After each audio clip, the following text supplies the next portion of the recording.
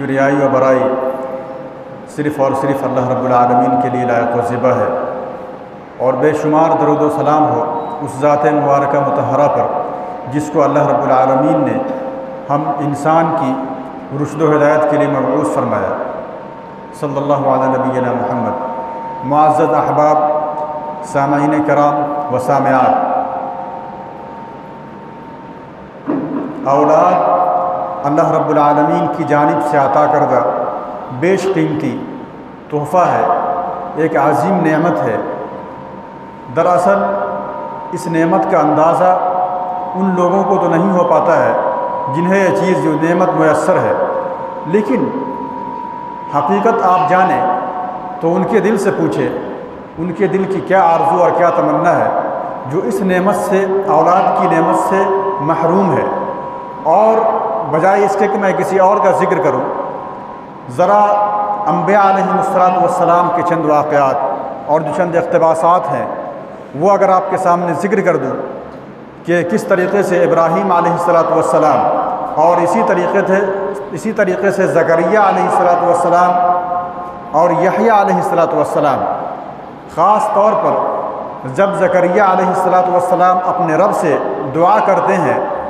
چونکہ ایک ایسی عمر جو 100 برس سے زیادہ اور ان کی بیوی بھی، زوجہ بھی اس عمر کو پہنچ چکی تھی جو سن یاس کہلاتا ہے، اس عمر میں تقریباً اولاد کی جتنی بھی امیدیں ہوتی ہے، انسان ظاہری آثار سارے ختم ہو جاتے ہیں، اس کی وجہ سے انسان یہ سمجھتا ہے کہ اب شاید نہیں ہوگا، لیکن چونکہ رب العالمین ہے، رب العالمین کے بس میں تو یہ ساری چیزیں ہیں، اور ہر چیز کو رب العالمین اتنی آسانی سے کر دے، صرف اس رب العالمین کے کن کا محتاج ہے۔ لہٰذا اس موقع پر حضرت زکریہ علیہ السلام نے اللہ رب العالمین سے جو دعا کیا تھا، اس دعا کے الفاظ میں یہ وَلَمْ أَكُنْ بِدُعَائِكَ رَبِّ شَقِيًّا، اے ہمارے رب کریم، میں تو جانتا ہوں کہ ظاہری سارے آثار ختم ہو چکے ہیں، مکمل طور پر ہمارے تعلق سے سارے وسائل ہمارے پاس ختم ہو چکے ہیں، ہم اب یہ مانگ بھی نہیں سکتے، طلب بھی نہیں کر سکتے، لیکن مانگنا اس لیے باقی ہے کہ رب العالمین تو ہر چیز پر مکمل قادر ہے۔ ان اللہ علی کل شیء قدیر، اے رب کریم، اس عمر میں بھی، ایسے حالات میں بھی میں صرف یہ التجا اور یہ درخواست تمہارے سامنے رکھتا ہوں، اور یہ اپنی پیشگی، اپنی طلب تمہارے پاس ڈالتا ہوں، وَلَمْ أَكُنْ بِدُعَائِكَ رَبِّ شَقِيًّا، اور اے ہمارے رب کریم، میں تجھ سے مانگ کر کبھی بھی مایوس نہیں ہوا، میں اس نامراد نہیں ہوا، میری جھولی ہمیشہ بھری۔ یہ توحید کا ایک بہت بڑا جملہ بھی ہے کہ رب العالمین سے مانگتے وقت یہ آداب بھی کہ رب العالمین سے بڑھ کر کوئی دینے والا نہیں، اور رب کے پاس، رب سے جب بھی مانگا تو رب نے خالی ہاتھ نہیں لوٹایا۔ وَلَمْ أَكُنْ بِدُعَائِكَ رَبِّ شَقِيًّا وَإِنِّي خِفْتُ الْمَوَالِيَ مِنْ وَرَائِي وَكَانَتِ امْرَأَتِي عَاقِرًا، کہ میری بیوی تو بانجھ ہے، اور میں اپنے پیچھے ان لوگوں سے ڈرتا ہوں کہ واقعی جو ہماری یرثنی ویرث من آل یعقوب، آل یعقوب کا بھی وارث بنے اور میرا بھی وارث بنے، یعنی وہ اولاد طلب کر رہے ہیں، رب العالمین سے اولاد مانگ رہے ہیں۔ یقیناً یہ اولاد بڑی نعمت ہے، اور اندازہ اس کو اس عمر میں جا کر کے اور بھی ہوتا ہے جب ظاہری سارے آثار چونکہ بڑھاپے میں، تو ایک بہت بڑا سرمایہ بھی ہے اولاد۔ یہ اور مزید بتائیں گے کہ کس کس طریقے سے دنیا میں بھی اور آخرت میں بھی اولاد ایک بہترین سرمایہ ہے، انشاءاللہ اس کی مثالیں بھی آئیں گی، لیکن یاد رکھیں یہ اولاد عظیم نعمت ہے۔ اللہ رب العالمین نے ان دعاؤں کے بعد جو رب العالمین نے جو قبول فرمایا ہے دعا کو، اور یہ کہا ہے یا زکریا انا نبشرک بغلام اسمہ یحییٰ لم نجعل لہ من قبل سمیہ، اے زکریا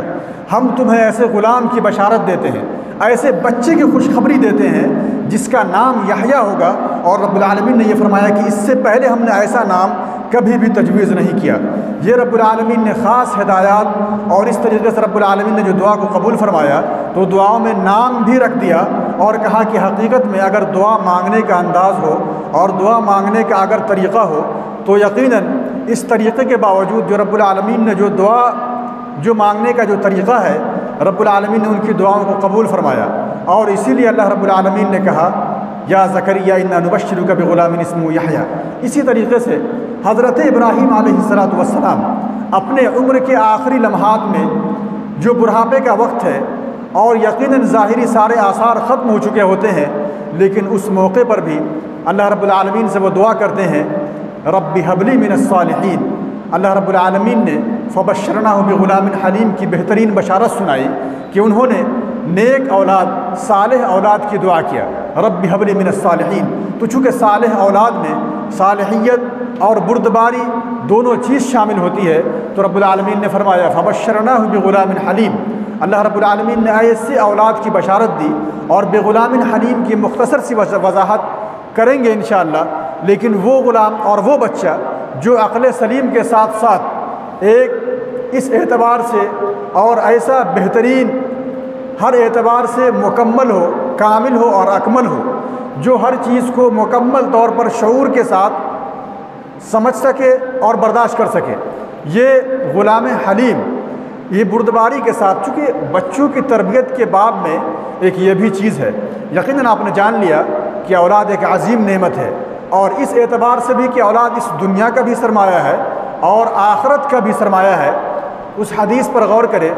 جو ابو ہریرہ سے مروی ہے، صحیح مسلم کی وہ روایت ہے کہ اذا مات الانسان قد انقطع عنه عمله الا من ثلاث صدقة جاریة او علم ينتفع به او ولد صالح يدعو له، کہ انسان جب مر جاتا ہے، مرنے کے بعد تو اس کے دنیا کے تمام چیزیں جو دنیا میں وہ کرنے والا ہے اس کا نام صرف باقی رہتا ہے، لیکن وہ چیز جو آخرت کا سرمایہ ہے، نامہ اعمال میں جو کچھ اس نے ایڈ کیا ہوگا، جو اچھائیاں اور برائیاں کیا ہوگا، اچھائیاں اور برائیاں سب اس کے نامہ اعمال میں تو شامل ہوگی، لیکن رب العالمین نے فرمایا اس کے اعمال کا سلسلہ، عمل صالح کا سلسلہ، جو بھی عمل ہے، عمل کا جو بھی مدار ہے وہ مکمل طور پر ختم ہو چکا ہوتا ہے، اس کے بعد سے اس کا عمل کسی بھی طرح سے باقی نہیں رہتا اور اس کے عمل ختم ہو جاتے ہیں۔ مرنے کے بعد اگر وہ کچھ بھی وہ عمل کرنے کا اختیار نہیں رکھتا، لیکن رب العالمین نے فرمایا اس کے یہ تمام اعمال تو ختم ہو جاتے ہیں، عمل کرنے کا تو اسے موقع نہیں ملتا، مہلت تو نہیں ملتی، فرصت تو نہیں ہوتی اسے، لیکن رب العالمین نے فرمایا اذا مات الانسان قد انقطع عنه عمله، یہاں حدیث مبارکہ میں یہ بات ہے، اس کے سارے ظاہری سارے اعمال تو ختم ہو جاتے ہیں، اذا مات الانسان قد انقطع عنه عمله الا من ثلاث، تین چیزیں ایسی ہے جو باقی رہ جاتی ہیں۔ ایک تو جو میت کے نام سے یا میت نے اپنی زندگی میں کچھ صدقہ کیا ہو، صدقہ جاریہ، جو اس نے ایسا کچھ صدقہ کر دیا ہو جس سے عوام الناس مستفید ہو رہی ہو، لوگ فائدہ اٹھا رہے ہوں، اور اسی طریقے سے لوگوں کے علاوہ ہر وہ شخص یا پھر رشتہ دار کوئی بھی مجبور جب تک اس سے فائدہ اٹھاتا رہے گا یہ اس کے لیے صدقہ جاریہ ہے۔ اس کے علاوہ اسے جو میسر ہو، کہیں پر راہوں میں درخت بھی لگا دے قومی شاہراہ پر، تو درختوں سے یا تو لوگ پھل کھائیں یا پھر لوگوں کو سایہ ملے، کوئی بھی چیز ہو سکتی ہے صدقہ جاریہ کی ایک شکل۔ لیکن دوسری چیز جو باقی رہتی ہے او علم ينتفع به، یا پھر ایسا علم جس سے لوگ نفع حاصل کریں، جس سے لوگ فائدہ حاصل کریں،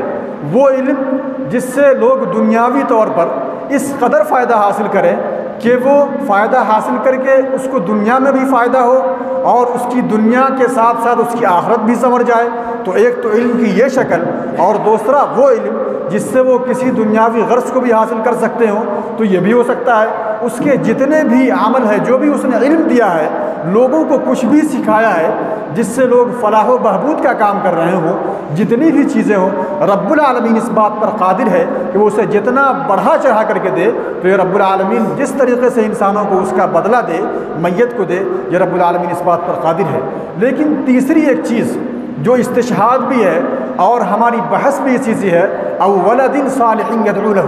حدیث مبارکہ میں تیسرا جو بہت اہم ٹکڑا ہے کہ نیک اولاد، صالح اولاد جو اپنے والدین کے لیے دعا کرے،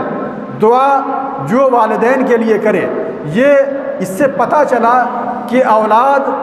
میت کے لیے، انسان کے لیے اس کی اولاد یہ سرمایہ ہے، اس دنیا کا بھی اور آخرت کا بھی۔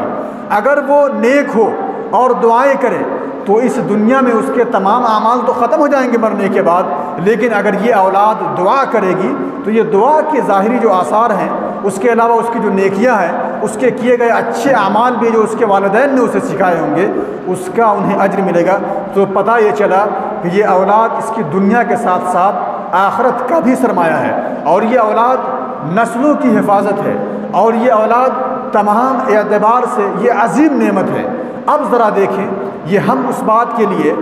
کہ غور کریں، جب ہمارے بچے بہت چھوٹے ہوتے ہیں تو کسی اونچی جگہ پر ہو، کسی طریقے کے شریر پر، یا پھر یہ کہہ لیں کہ بیڈ پر یا مصحری پر جب بچے ہوتے ہیں، 6 مہینے کا بچہ، اسے کوئی تمیز نہیں ہوتی ہے، تو والدین اتنے مشفق ہوتے ہیں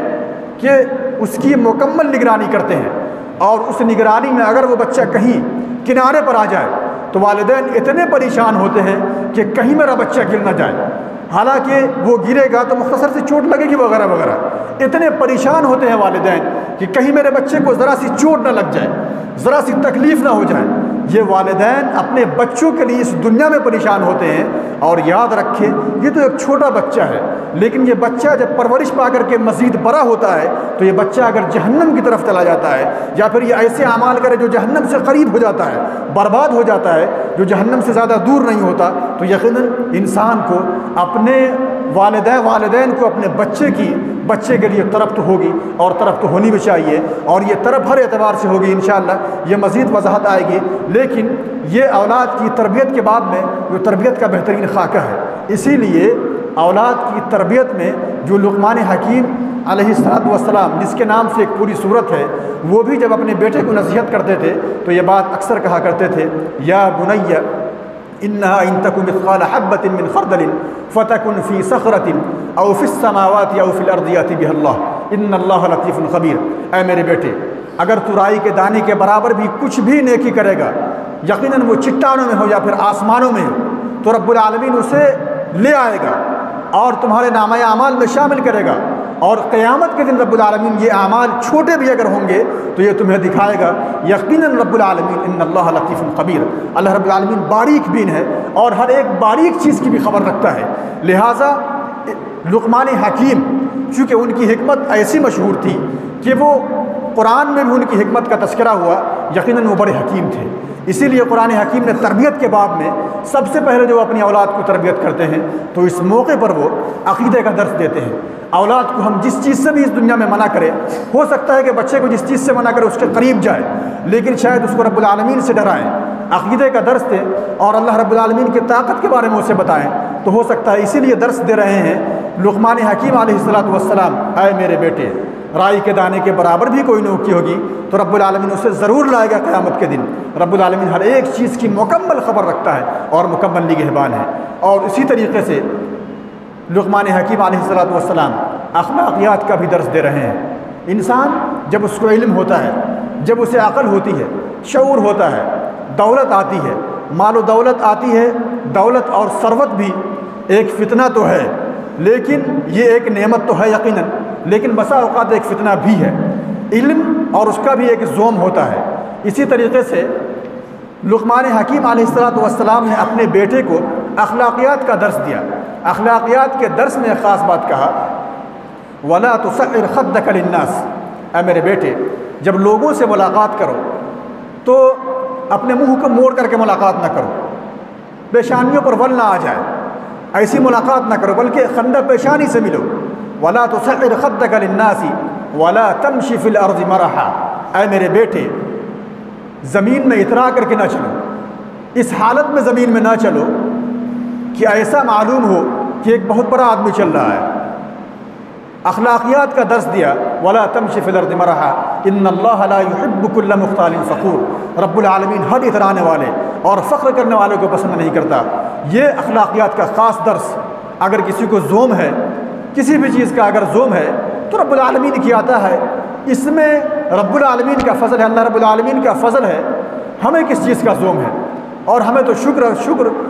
اور اللہ رب العالمین کے شکر کی بجا آوری کرنی چاہیے، شکر گزاری کرنی چاہیے رب العالمین کی۔ رب العالمین نے جو ہمیں نعمت دیا ہے، یہ اخلاقیات کا بھی درس دیا، اور پھر اپنے بیٹے کو جو درس دیتے اس درس میں یہ بات بھی کہتے۔ سب سے پہلے تو انداز بہت پیارا، یا بنی، اے میرے بیٹے، اس کے ساتھ اقیم الصلاۃ، یا بنی اقیم الصلاۃ وامر بالعرف وانہی عن المنکر، اے میرے بیٹے نماز قائم کرو۔ نماز قائم کرنے کا بھی درس دے رہے ہیں، بھلائی کا بھی حکم کرو اور برائی سے بھی روکو، اس کا بھی درس دے رہے ہیں۔ واصبر علی ما اصابک، اور ایک بہت بڑا درس کہ جب بھی تمہیں کوئی پریشانی آئے ان لوگوں کی طرف سے جو دین کی راہ میں اور دعوت کی راہ میں جو بھی تمہیں اذیت پہنچے اس پر صبر کرو. اور یہ بہت بڑا درس ہے. اپنی اولاد کو سہنا اور جھیلنا بھی سکھائیں. اور یقیناً ہماری جو اولاد ہے وہ ہمارے ہر عمل سے وہ اپنے طور پر خود سیکھے گی. وہ لہٰذا ہم اپنے عمل میں کوشش کریں کہ اولاد کو ہر وہ پیغام دیں, ہر طرح کی چیز دیں کہ جس سے اولاد وہ مثبت پیغام اس کے پاس جائے. اور اسی طریقے سے ابراہیم علیہ السلام وجنبنی وبنی ان نعبد الاصنام اکثر دعا کرتے تھے, اے اللہ رب العالمین کہ ہمیں اور ہماری اولاد کو بتوں کی عبادت سے بچا, ہماری ذریت کو بتوں کی عبادت سے بچا, شرک سے بچا. شرک سے خود بھی پناہ مانگتے, اپنی نسل و اولاد اور ذریت کے لیے بھی پناہ مانگتے. یہ ابراہیم علیہ السلام کی دعاؤں میں اکثر شامل ہوتا. ربنا هب لنا من ازواجنا وذرياتنا قرۃ اعین. عباد الرحمن کی بھی جو صفت ہے اس میں بھی یہ چیز خاص طور سے ہے کہ ربنا هب لنا من ازواجنا وذرياتنا,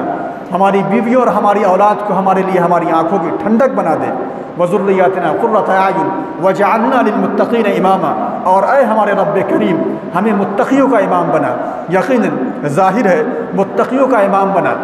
ہم پہلے متقی ہوں گے, اس سے ہماری اولاد سیکھے گی. اور جب ہم متقی ہوں گے, ہم جیسے ہوں گے, ہمارے جیسے اعمال ہوں گے, ہمارا جیسا بھی عمل ہوگا اسی کے مطابق اور اسی طور پر لوگ سیکھیں گے. اور ہماری اولاد سب سے پہلے ہم سے سیکھے گی. وجعلنا للمتقین اماما, ہمیں متقیوں کا امام یہ ہے کہ پہلے تو متقی ہم خود ہو, اس کے بعد ہماری اولاد. سب سے پہلے رب العالمین نے فرمایا یا ایھا الذین آمنوا قوا انفسکم, لوگوں پہلے خود کو بچاؤ,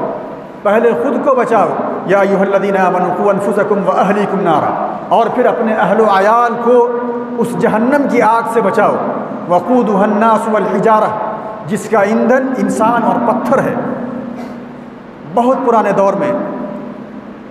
رسوئی کے لیے جب کھانا وغیرہ بنتا تھا تو لکڑیاں استعمال ہوتی تھی کھانا بننے میں. دور مزید ترقی کیا تو تجدید کچھ اس طرح سے ہوئی کہ گیس سلنڈر وغیرہ آنے لگے.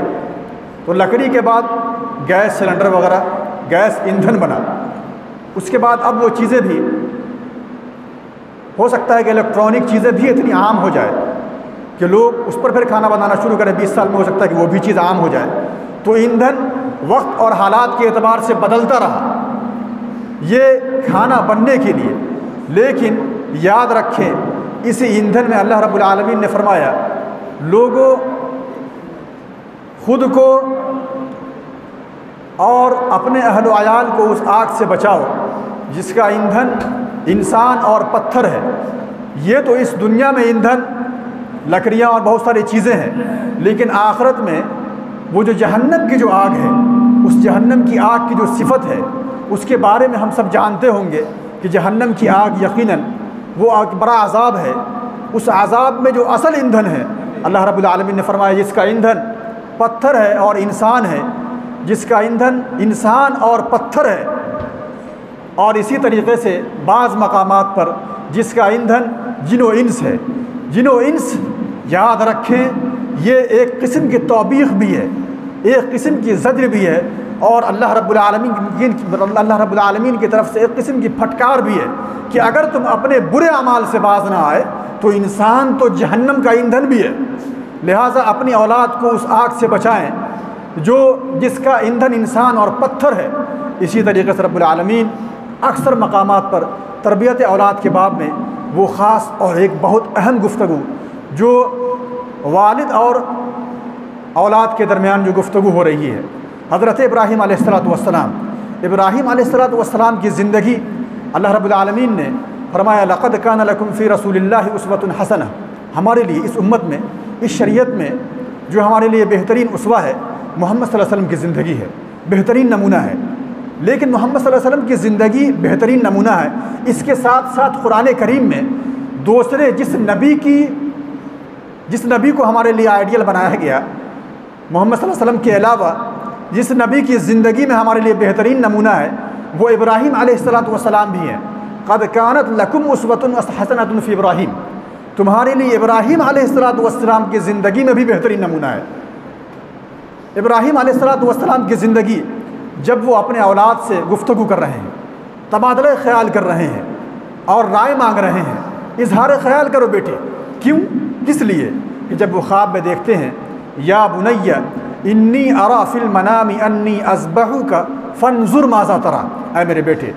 میں نے خواب میں دیکھا ہے کہ میں تمہیں ذبح کر رہا ہوں، فانظر ماذا تری، تو اے میرے بیٹے بتا تیری کیا رائے ہے، تیرا کیا مشورہ ہے۔ آپ یاد رکھیں اور اس چیز پر غور کریں، اس نقطے پر غور کریں کہ ابراہیم علیہ السلام اولاد ہیں اور اولاد پر تو تابعداری ہے ہی والدین کی، تو یہ بھی کہہ سکتے تھے کہ میں نے خواب میں دیکھا، اور نبی کا خواب، انبیاء کا خواب سچا ہوتا ہے، میں نے خواب میں دیکھا تمہیں ذبح کر رہا ہوں، یہ اللہ کا حکم ہے لہٰذا میں تمہیں ذبح کروں گا۔ تو اس طریقے سے ابراہیم علیہ السلام نے اپنی اولاد کو نہیں کہا، حالانکہ یہ بات صحیح تھی، لیکن صحیح بات کے باوجود بھی ابراہیم علیہ السلام ایسے موقع پر بھی اللہ کا حکم ہے، پھر بھی ابراہیم علیہ السلام اپنے بیٹے کے ساتھ، اسماعیل علیہ السلام کے ساتھ اس موقع پر بھی اظہار خیال کا ایک موقع دے رہے ہیں، تبادلہ خیال کر رہے ہیں۔ یا بنی انی اری فی المنام انی اذبحک، اے میرے بیٹے میں نے خواب میں دیکھا ہے کہ میں تمہیں ذبح کر رہا ہوں، فانظر ماذا تری، تو اے میرے بیٹے بتا تیری کیا رائے ہے، تیرا کیا مشورہ ہے۔ تبادلہ خیال کر رہے ہیں۔ اولاد ایک عظیم نعمت ہے، اسے ہر موقع پر ایک موقع دیں، اور موقع ایسا دیں کہ اسے بظاہر یہ احساس ہو کہ اس کی نسل کے لیے وہ آپ کی نسل ہے، چونکہ آپ کے لیے بہت بڑی چیز ہے، بڑی دولت بھی ہے اس دنیا اور آخرت دونوں میں، تو اسے کسی وقت یہ احساس نہ ہو کہ آپ اس کے غیر ہیں۔ آپ اس کے اپنے ایسے بن جائیں کہ کسی بھی چیز میں اسے کوئی بھی تکلیف ہو، کسی قسم کی بھی کوئی اذیت ہو تو آپ کے سامنے بے تکلف ہو کر کے وہ اظہار کرے۔ یہی رشتہ انبیاء کا بھی تھا اپنی اولاد کے ساتھ۔ فانظر ماذا تری، اے میرے بیٹے بتاؤ تمہارا کیا تمہاری رائے کیا ہے، تمہارا مشورہ کیا ہے۔ تبادلہ خیال کو اس طرح سے کر رہے ہیں تو پھر بیٹے کا جواب آتا ہے، قال یا ابت افعل ما تؤمر، اے میرے بیٹے، اے میرے ابا جان، یا ابت افعل ما تؤمر۔ اسماعیل علیہ السلام نے جواب میں کہا، اے میرے والد، اے میرے ابا جان، آپ کو جس چیز کا حکم دیا گیا ہے آپ کر گزریے، ستجدنی ان شاء اللہ من الصابرین، آپ مجھے صبرداروں میں سے پائیں گے۔ یہ تو ابراہیم علیہ السلام نے صالح اولاد کی دعا کیا ہی تھا، تو صالح میں حلم کے ساتھ بردبار بھی ہوگی،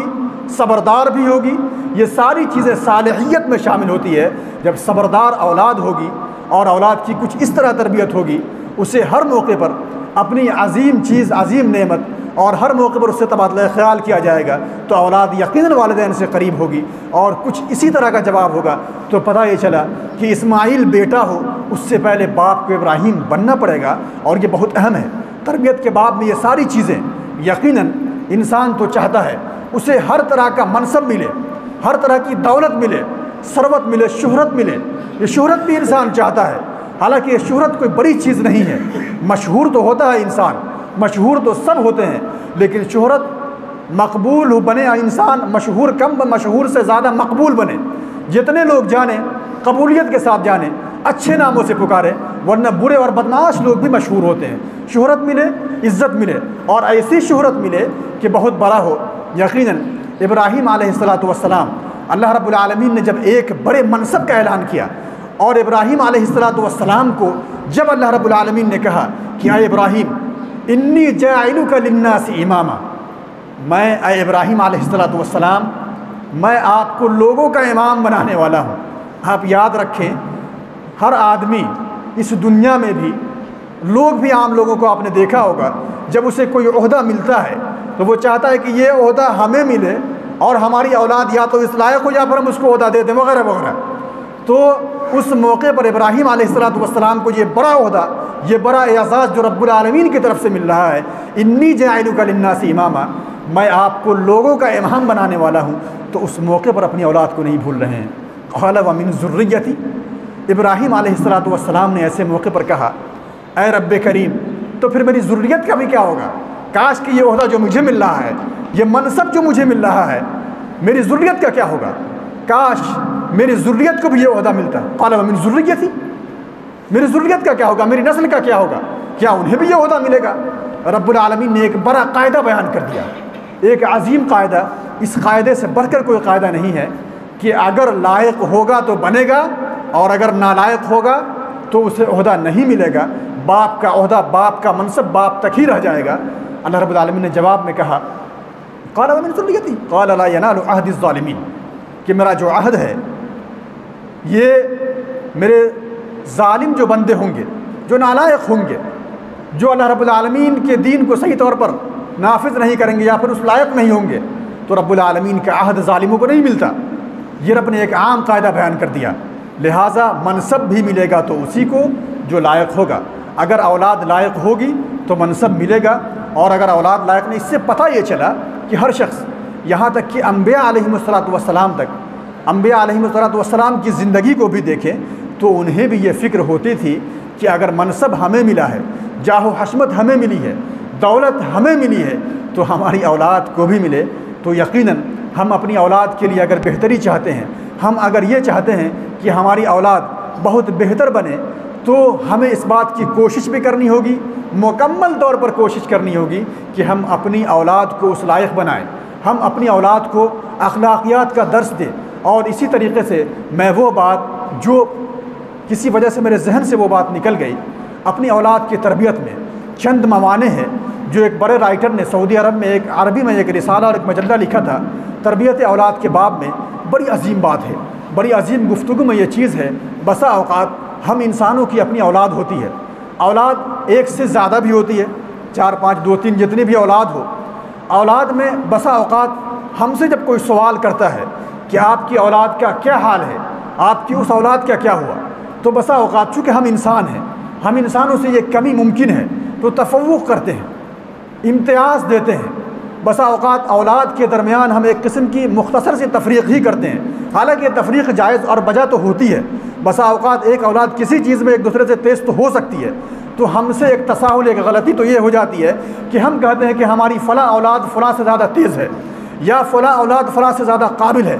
یقیناً ہم جانتے ہیں ہماری اولاد ہے، تو یاد رکھیں اس بات کو، اولاد میں وہ اولاد جو زیادہ اور کسی اعتبار سے کمزور ہے، والدین کی خصوصی توجہ کا مکمل محتاج ہے، اور اولاد میں اگر کوئی کمی ہے تو ہم اس پر زیادہ سے زیادہ اور خاص توجہ دیں۔ اور اولاد کے درمیان ایک یہ اس قسم کی بھی، بلکہ ایسے موقع پر آپ کا ایک بڑی آزمائش ہے، تو اگر کوئی پوچھے تو آپ اپنی اولاد کے درمیان ایک مکمل طور پر عدل رکھیں، اور یہ رکھیں کہ ہو سکتا ہے کہ ہماری فلاں اولاد فلاں چیز اور فلاں کام میں تو بہت تیز ہے، لیکن جو دوسری اولاد ہے، جو دوسرا بچہ ہے، وہ دوسرے کام میں زیادہ تیز ہے۔ چونکہ انسان کو رب العالمین نے پیدا کیا، اور ہر انسان میں ایک الگ الگ خوبی ہوتی ہے، ہر انسان میں ایک ہی خوبی ہے ایسا ممکن نہیں ہے، ہر انسان ایک ہی طرح کا اور ایک ہی طریقے پر کام کرے بھی ممکن نہیں ہے۔ لہٰذا ہو سکتا ہے کہ اولاد میں سب کے کام کرنے کا اپنا الگ انداز ہو، لیکن منزل سب لوگ اپنی منزل کی طرف جانا چاہتے ہوں، تو ایسے موقع پر یہ کہیں کہ فلاں اولاد فلاں کام کو اچھی طرح سے کر سکتے ہیں، اور فلاں اولاد فلاں کام کو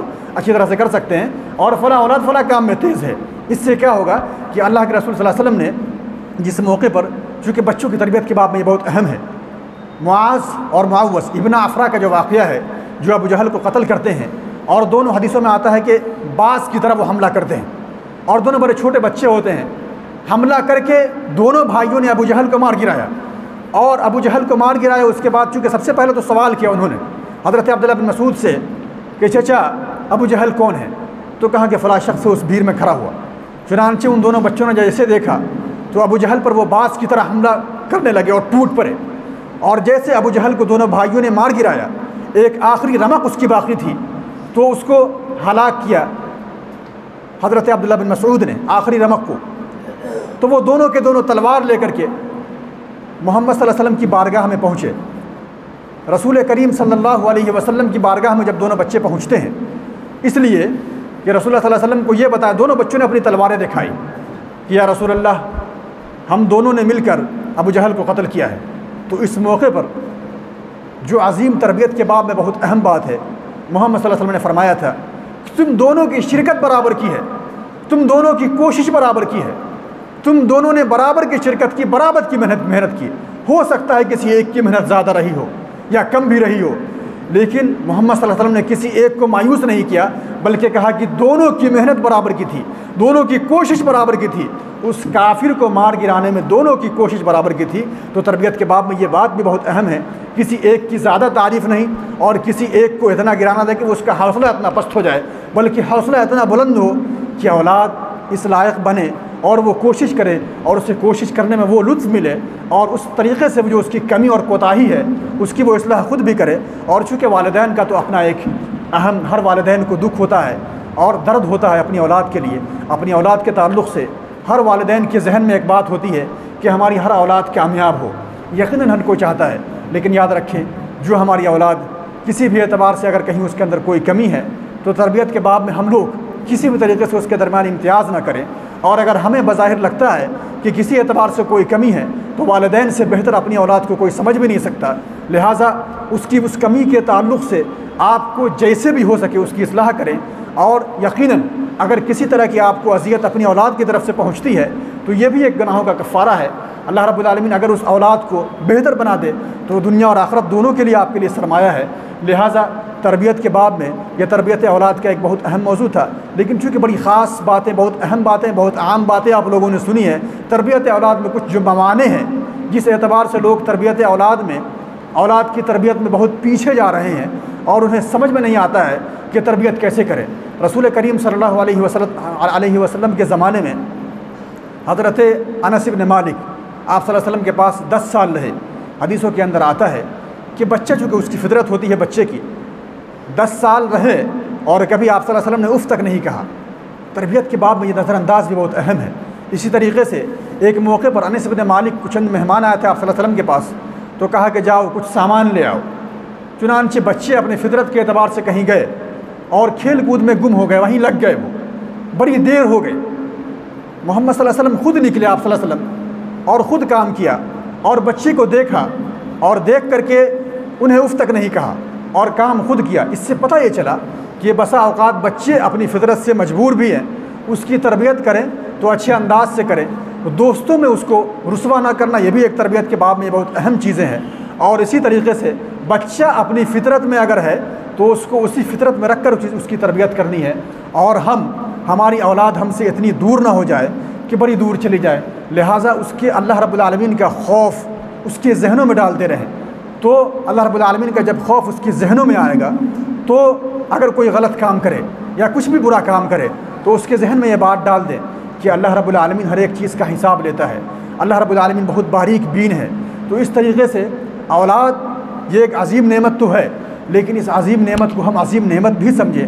اور جہاں یہ پھسل رہی ہے یا برباد ہو رہی ہے تو اس میں ہم مکمل محتاط رہیں اور کوشش کریں کہ اسوہ رسول جو نبی کریم صلی اللہ علیہ وسلم نے جس طریقے سے تربیت کیا ہے، انبیاء علیہ السلام نے جس طریقے سے تربیت کیا ہے، لقمان حکیم علیہ السلام نے جس طریقے سے اولاد کی تربیت کیا ہے، وہ بہت بڑا چیپٹر ہے، بہت عظیم باب ہے۔ اس اعتبار سے اگر اولاد کی تربیت کریں تو یقیناً ہماری اولاد اور ہماری ذریت اور ہماری نسل اس دنیا میں بھی محفوظ رہے گی، اور انشاءاللہ کچھ ایسے اعمال بھی کرے گی جو آخرت میں بھی محفوظ رہے گی۔ ربنا هب لنا من ازواجنا وذرياتنا قرة اعین، یہ عظیم دعا، بہترین دعا بھی ہے۔ اے ہمارے رب، ہماری آل و اولاد کو، ہماری بیویوں کو، ہماری ذریت کو ہمارے لیے آنکھوں کی ٹھنڈک بنا دے۔ رب هب لي من الصالحین، اس طریقے سے جتنی بھی دعائیں ہیں اس کا ورد کرتے رہیں۔ رب العالمین سے دعا ہے کہ رب العالمین ہم تمام لوگوں کو جو باتیں کہی گئی ہے اس پر عمل کی توفیق عطا فرمائے، اور اے ہمارے رب کریم مسلمان جہاں کہیں بھی پریشان حال ہے،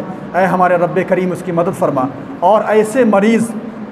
جس کو اطباء نے، ڈاکٹروں نے جواب دے رکھا ہے، ان مریضوں کو شفا یابی عطا فرما، اور اے ہمارے رب کریم وہ مسلمان جو مقروض ہیں، اے رب کریم ان مسلمانوں کی مدد فرما، آمین۔ اقول قولی ھذا واستغفر اللہ لی ولکم ولسائر المسلمین واستغفروہ انہ